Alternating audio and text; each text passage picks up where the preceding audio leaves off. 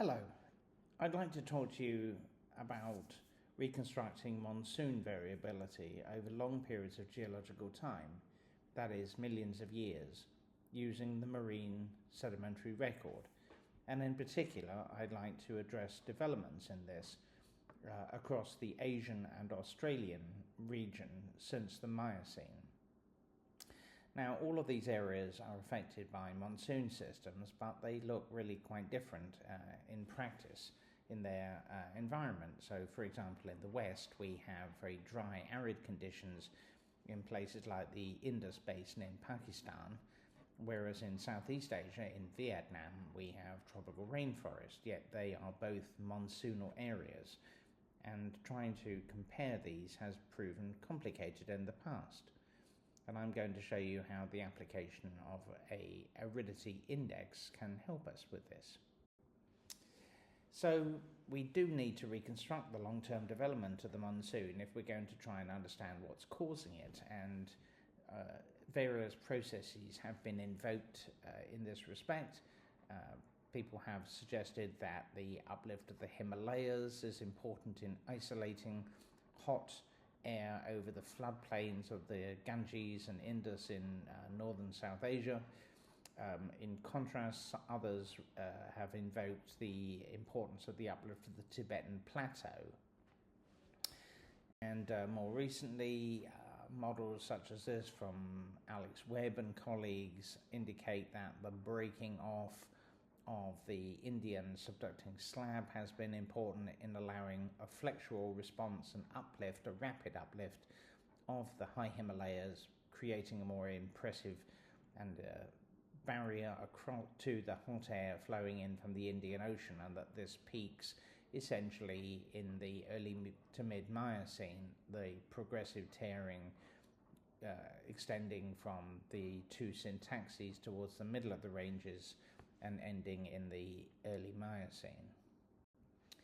And then, of course, there have been recent developments that suggest that other parts of topography across the region, not just the Himalayas and Tibet, but the exposure of a previously flooded Arabia, the uplift of the Iranian and Anatolian plateaus, as well as the topography in East Africa may be important. But if we don't know how the monsoon has been evolving, we can't easily test whether these processes really are impactful or not. And so we are familiar, of course, with a number of proxies for monsoon intensity. Going back into the 1980s, people like Jay Quaid and his colleagues pointed to isotopic data, carbon and oxygen data taken from paleosols in the Shiwaliks in northwest India and Pakistan to show a transition here in carbon isotopes linked to changes in vegetation from the tree-dominated C3 vegetation prior to 8 million to a more grassy C4 dominated. And at that time, Quaid and friends suggested that this was related to the intensification of the monsoon. So this seemed to make some sort of sense, because at the same sort of time in the Arabian Sea, drilling offshore Oman by Dick Kroon and colleagues, particularly looking at the abundance of this upwelling related Globigerina baloides that is very abundant in the summer monsoon in the modern ocean. And what Kroon and friends showed was that there was a sharp increase in their relative abundance starting, well, around 8 to 9 million years ago, and that this reflected a strengthening of the upwelling and therefore the monsoon around that time. So subsequently, we've learned that the situation is not quite that simple. Drilling in the Maldives Sea, the inner sea here by IODP, about 10 years ago now, showed that the development of this large cliniform system with this impressive drift feature here, which is caused, this asymmetry in the carbonate platform is caused by monsoon intensification of the wind, and that they dated this essentially to strengthen sharply about 12.9 million years ago, although with some earlier change starting back in the early Miocene, latest Oligocene, about 25 million years ago. So what I've tried to do in this study is to look at a variety of proxy records spanning across the Arabian Sea, Bay of Bengal, South China Sea, and up into Northeast Asia, as well as in Eastern and Western Australia. And of course, the main problem is that in different regions, different proxies have been used, as you've already seen. So, for example, in the South China Sea, earlier attempts by myself and colleagues to look at monsoon intensity has involved proxies such as the clay minerals, smectite, kaolinite, for example, chemical weathering proxies like potassium, aluminium, runoff proxies like titanium, calcium, as well as strontium isotopes to look at chemical weathering, and then magnetic susceptibility as a proxy for clastic flux into the ocean, as well as this hematite-goethite record that is derived from spectral data.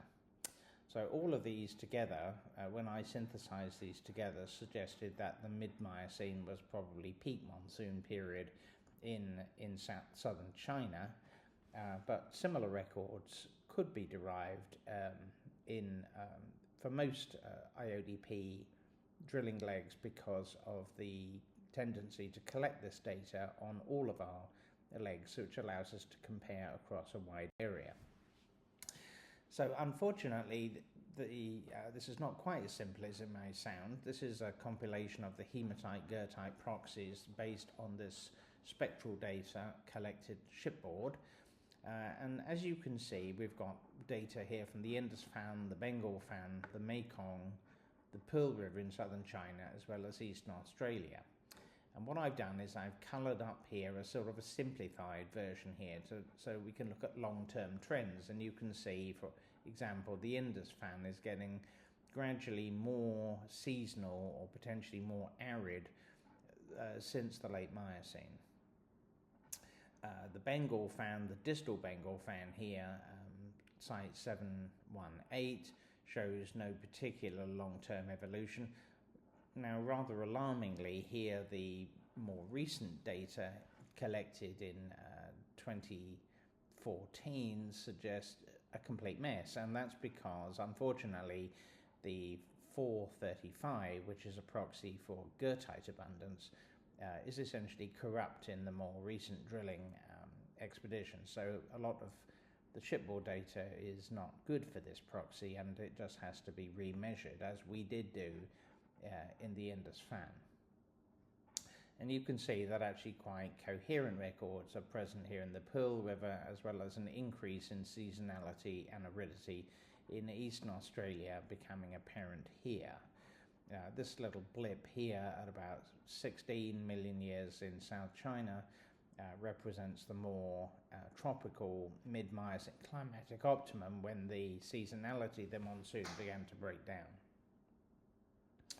So we can't always use this proxy because of the poor data, and because older scanning didn't always include the spectral component as well. So it is possible to look at aridity just using this 565 nanometer record, which is related to hematite abundance. And hematite is an iron oxide mineral associated with arid, or at least seasonal, conditions. And so if we look at this, you can see the Indus Fan is getting more arid into the Pleistocene.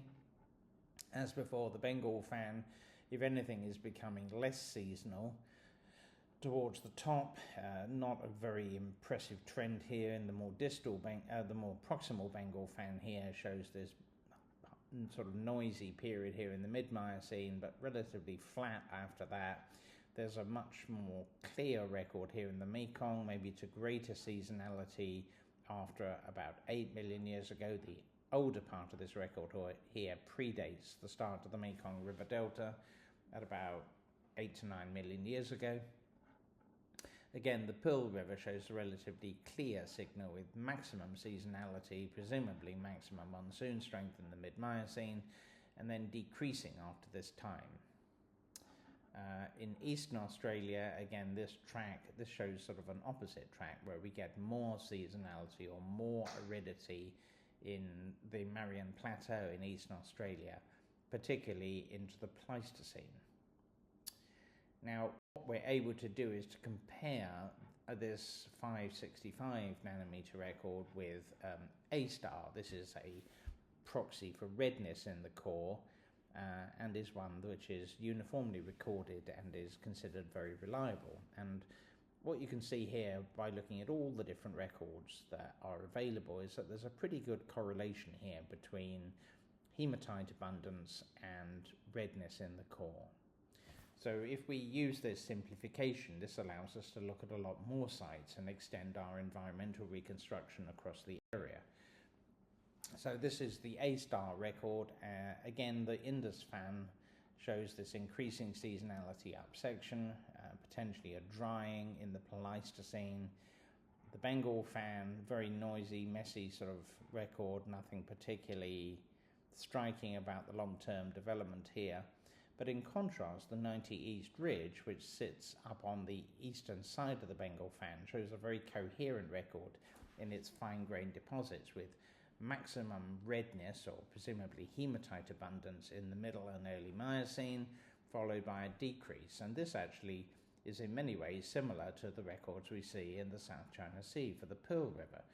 The important difference here is the decrease in redness occurs earlier in the Bay of Bengal, starting about 13 million, whereas it starts more like about 10 or 11 million in the Pearl River Basin. So this may be an indicator that the South and East Asian monsoons are not evolving at quite the same time, which would be consistent with them having different driving factors.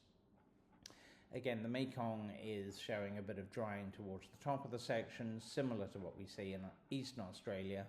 The reverse is actually shown in Northwest Australia, where we see greater seasonality and dry conditions in the middle to late Miocene, and then wetter conditions in more recent times. The Sea of Japan shows a decrease in seasonality towards the top of the section.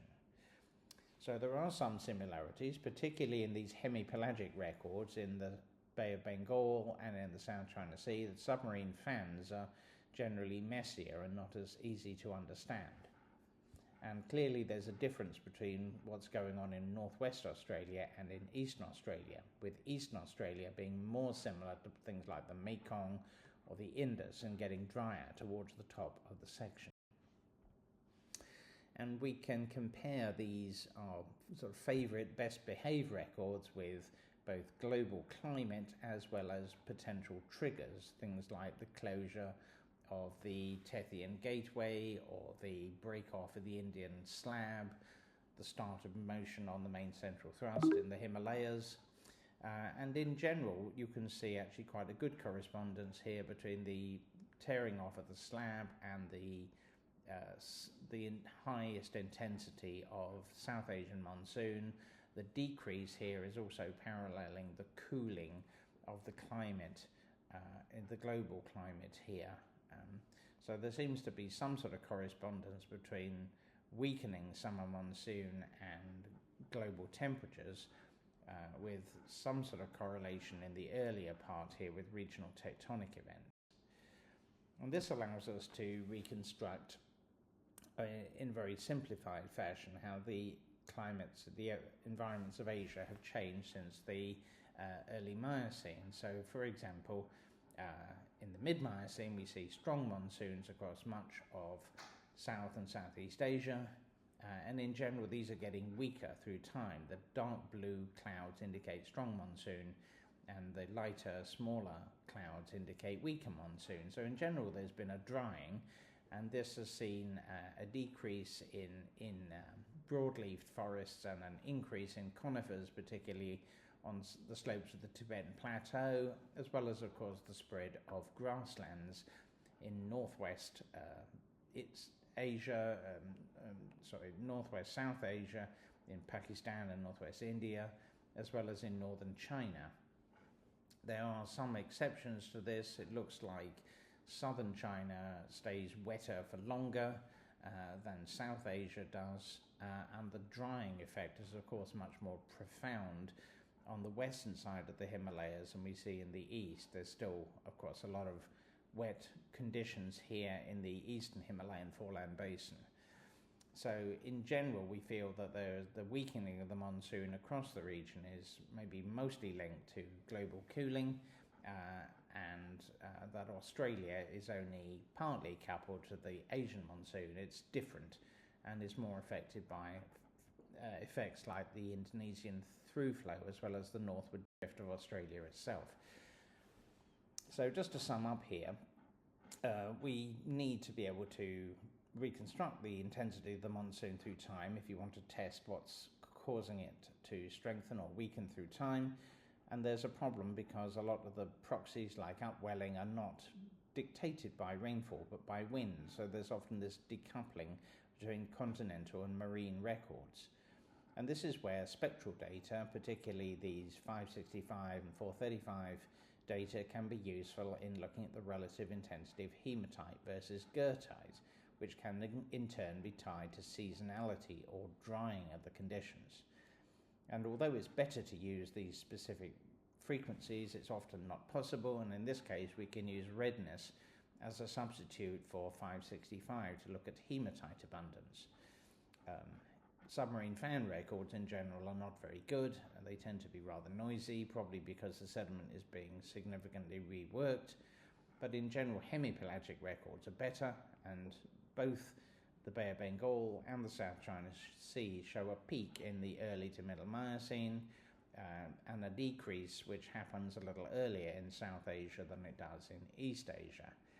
And in general, we believe that this trend towards aridification indicates a link with the global climate, particularly the cooling that's happened since the mid-Miocene, but with regional differences that reflecting the uplift of different topography that steers the wind in different directions.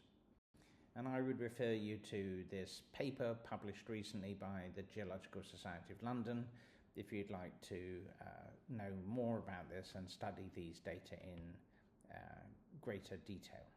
Thank you for your attention.